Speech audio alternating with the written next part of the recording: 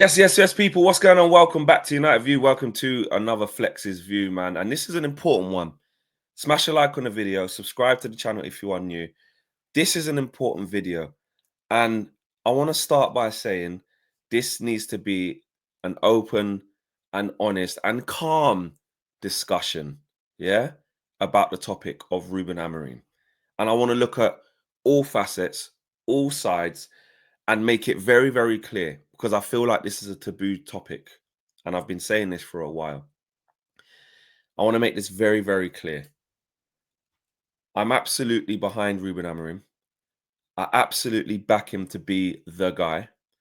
And I understand all of the things that he's walked into as to why this is a very, very difficult job.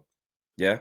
All the stuff that's preceded him that has made other managers fail, all the other stuff that's preceded him that's given negative connotations to either up and coming coaches or established coaches. All of these things exist. I am aware of that.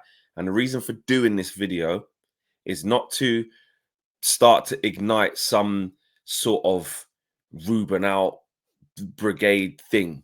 Yeah. I would like to think we're all a lot more mature than that at this stage than to think that. But I feel like it's important to do that because this is the internet. This is football content. And sometimes people think that you can just be on something for the sake of it. You know what I mean? To get that to get that attention, to get that sort of shock factor. You guys know me well enough by now. I'm not on that. I'm not on that. So that's the first thing. I feel like I almost have to say that because even though a lot of you will be thinking, don't be saying that, Flex, just say your opinion. You almost have to spell things out, which, to be fair, this might get clipped in this whole context I just said before will probably be disregarded. But let's get into this. I want to talk Ruben Amorim. I want to talk, is he doing enough? What things he can change? Should he change? What things should he change versus the things he shouldn't change? And the players as well, because I want you guys to be involved in this. How much of what's going on right now is to do with the fact of the things we know? Players aren't good enough. Players have never been good enough. Isn't money from January to buy players. The squad's bloated or inflated in wages and lacks quality in depth. The mismanagement by the Glazers, all of that. How much of what's going on now is that versus, this is interesting. How much can the new manager do in this period to help change things? How much should he be doing? Is he doing enough? And I want to explore that. I want to explore that because it's very ironic. I've seen a lot of response from yesterday's game. I've seen a lot of content out there, a lot of discussion online now about Amorim. And not Amorim out, he's not the guy, it's sold a dud. That's too far for me. Absolutely, I don't agree with that. But more about, he needs to get more out of this squad. And I remember that game against Newcastle when I dared to suggest, I dared to even look towards the manager and say, this is interesting. Might have to tweak some stuff here. No, don't change anything. It's just the players. It's this, it's that. And change the formation for what? And change what player for what? The players are crap. Don't you understand that these players can't do anything? So it's okay to just lose all these games. So I went, oh, all right, cool. No, I get it. My bad. And ever since then, I'm always trying to encourage us to explore bigger conversations about one problem because we all want to find one reason to one problem. And the truth is there isn't just one. And a lot of statements and opinions and facts can be true at the same time. So Ruben Amorim, a lot of people after yesterday's performance are starting to look towards him and say, you're making this a bit more difficult for yourself on top of how difficult it already is.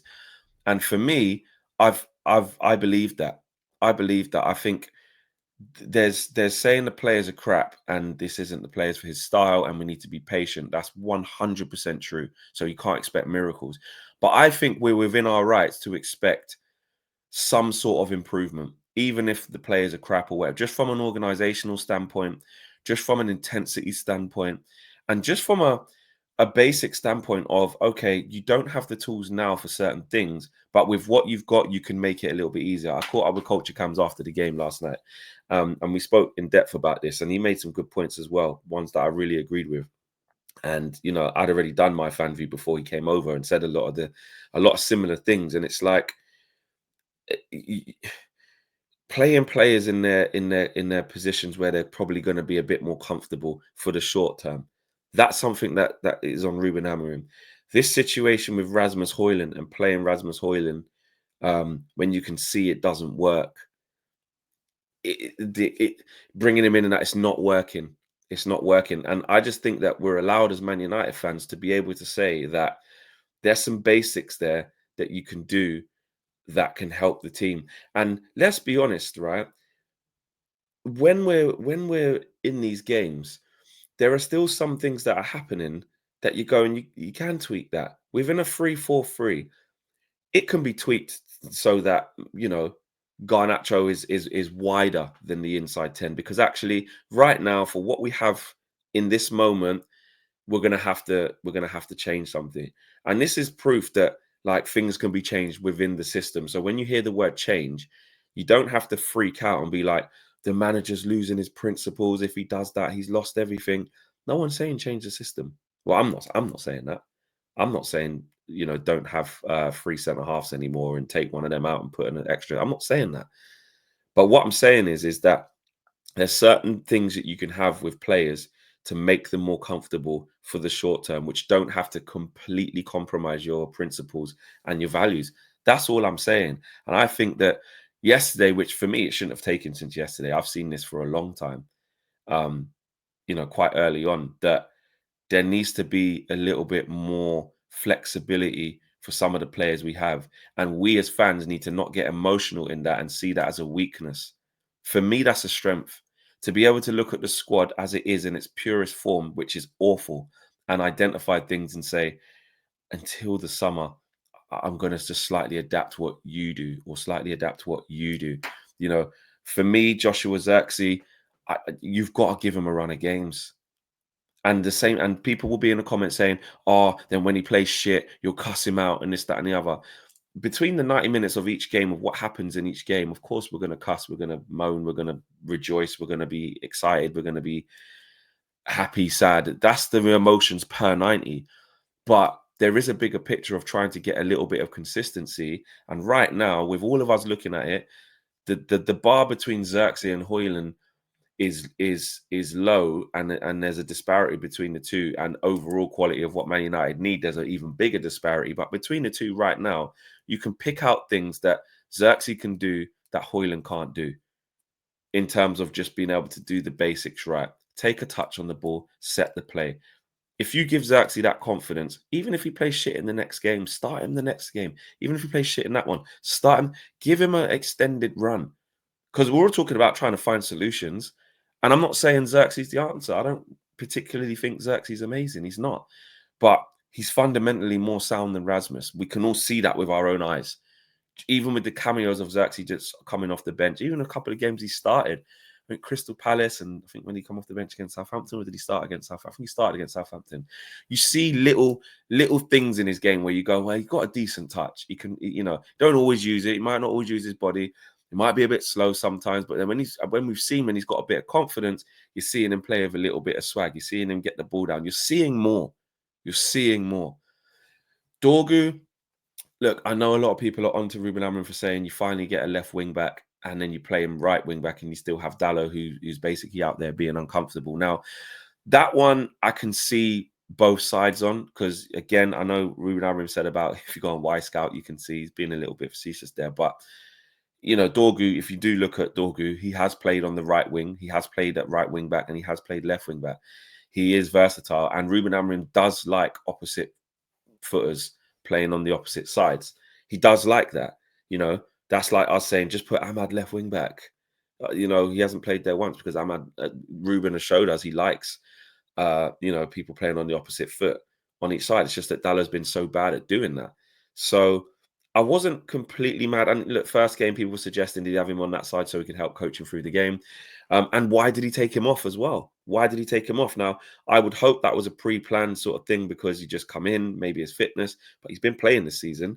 So I didn't really understand that, because in an awful first half, Ruben decided to take off probably our best player, which the bar was low again. What did Dorgu do that was refreshing? He just done basics. He set someone with the ball and he'd make a run. Luke Thomas had to foul him, wins a foul. He would see Luke Thomas drop a shoulder, try go past him, put in a cross. It hits off Luke Thomas. It goes for a corner. Just basics, real basics. So, but he was one of our better players. So I wouldn't have liked to have seen him come off, but I think there's reasons for that, and we'll see how that goes. We'll see if Ruben switches him to left wing back as well. I think in midfield, Kobe Mainu, it's a conundrum. Again, I said it against Stade Bucharest. Let's just chill out. Let's just chill out. Like I said, fair play, you all told me if you can play there, but we have to see what it's like against Premier League opposition. And my God, Leicester are barely Premier League opposition, if we're being real. That's a team that's going to be in the Championship. Let's be honest. Let's just call a spade, or 90% chance they're going to be in the Championship, in my opinion. They've got a big chance of going down, you know. And he was null and void. He couldn't get on the ball. He wasn't making runs beyond. He didn't look comfortable. He had to make a lot of runs from inside to out to go out there to go and cover James Justin, who was getting a little bit of joy down that side, as was Decadova Reed. So there were problems there for Kobe. It's one game. It's one game where he's played badly in the 10, and Stade Bucharest where he played amazing in the 10. However, the level of opposition, I said it, like the Stade Bucharest, awful. They let us have 70% possession, you know? The pressing structure from us yesterday was really poor. And this is why I'm getting into the players, or lack of instruction from the manager, or not being able to get a tune out of them to go and press. Why are Leicester allowed to stroke the ball around Old Trafford at will, like they're playing at the King Power, Prime 2016? Vares. It was like Vares, bro. Do you know what I mean? Mahrez and Vardy just having the luxury of the pitch. Do you know what I mean? Danny Jinkwater and Kante can't get the ball off them. Like, it was crazy. Mark Albrighton vibes, you know? And I'm probably exaggerating a little bit, but you get my drift. Like, Leicester were far too comfortable for far too long in that game as a team that are a poor team that just shipped 4 to Everton. 4. 4. Like Ruud van Nistelrooy said in his press conference afterwards, listen, they got absolutely scammed by the red card. Sorry, not the red card, the VAR decision, right? But he said, we had hope after Spurs, then all our hope was gone after Everton. Battered. They should have been pulling up to Old Trafford and getting smoked. Comfy. But the team, the lack of intensity in the team, I think is scary. There's one thing about things Ruben can change, and this is where I will talk about the players. A lot of them have no sort of dignity and pride as pros a lot of the time to play that lethargic, to play that slow in everything that they're doing. You know, we were taking foul throws yesterday. Mazraoui couldn't even take a throw in. We were giving possession away from throw-ins. Do you know how bad that is as an elite level player? Playing in the Premier League at Man United at Old Trafford, 75,000, you take a foul throw. Like, that just epitomizes where this team is. It really does. Turning the ball over at will, you know, not tracking runners. Things like when we're making a pass. Like, when I say everyone's played football. Anyone who has played football at any level, when you do your warm-ups, and you do that warm-up when you're all in a big circle, it's the most basic warm-up you could do. Where you go take this two touch, yeah. There's someone in the middle. You take a touch. Actually, there's not even always someone in the middle. It's the most basic. Follow your pass, they say. They say take a touch, you pass it to someone on the opposite side of the circle, and you pass it to that person and you run into their position. They take a touch, and by the time you've got there, they've taken a touch into the circle and pass it to somebody else. You follow your pass. And what that does is, and this is basic, encourages you to basically not pass the ball and stand there looking around going, oh, what do I do? Things like that I'm seeing Man United players do, giving square passes and not creating angles afterwards, giving passes to an opponent and then not looking to move into a different space to progress the ball, giving passes to players that were always receiving like back to goal, like facing our own goal to the wing back. So all they can do is basically pass it back. Like, no one wanted to take a risk on a half turn and take a man on, which is why I said Dorgu was getting plaudits, because he was just doing some basics. The whole of the stadium was singing Joshua Xerxes' name. And these are the margins that I will tell you, I'll show. I'm not just making this up. The whole of the stadium were singing Xerxes' name. Why? Because he was absolutely brilliant? Not really. Because he came on, he held the ball up. He played with a bit of intensity to win the ball back a couple of times. and he got the crowd going. Yes, basics. If 10 other outfield players, if 9 other outfield players did that, what Xerxes was doing, it would be a much better performance. But we're not even doing the sheer basics of football. And that for me is unforgivable. So that is on the players. So I just wanted to just address this whole like, it's okay to talk about things that Ruben Amorim can do better. And we need to stop. We need to stop this like, shock factor of like, he's not, you can't sort of describe some of the things he's doing wrong. We have to get out of that. That's dangerous, guys. For me, that's dangerous because you're ridding a manager of any consequence or culpability. Meanwhile, in the presses, you know, Ruben Amorim is talking about this very same responsibility that loads of us don't even want to put on him. You know, and then start saying to gaslight other fans and saying it's because you're not ready for a rebuild or you're not patient enough, and you ask him to change stuff. He changes a couple of things, and right, well, keep changing stuff. We're allowed to call these things out as long as it's done in the right way, in my opinion. And you don't start saying this manager's crap and he needs to leave and all of this stuff. That's nonsense. But what you're allowed to say, in my opinion, is that bit doesn't make sense, Ruben. I don't think you should be doing that.